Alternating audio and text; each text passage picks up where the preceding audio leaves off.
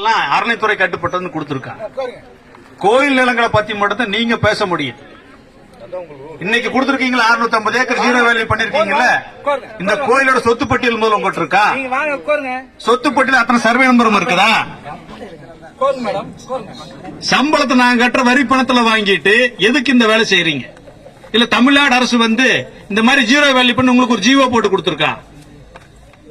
நிலம் என்பது வருவாய்த்துறை சம்பந்தப்பட்ட பிரச்சனை. நீங்க எப்படி ஜீரோ வேல்யூ பண்ண முடியும்?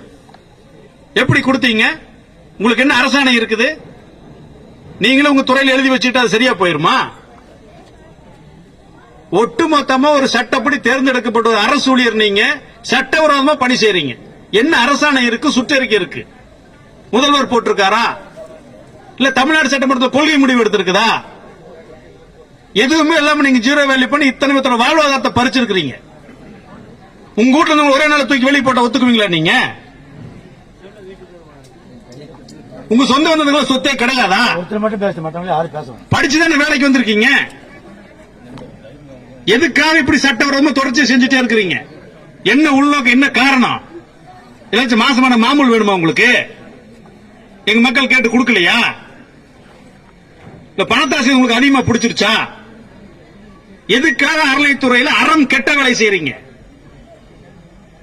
அதனால நீங்க எழுதி கொடுத்தது சட்டவிரோதமான உத்தரவு. அது செல்லவே செல்லாது. அது திரும்ப போயிட்டு ரத்து பண்ணி எழுதி கொடுத்து போட்டு போங்க. எவ்வளவு காவல்துறை வந்தாலும் நகரத்துக்கான வாய்ப்பே கிடையாது. உங்களை விட மாட்டோம், இங்கதான் இருப்போம்.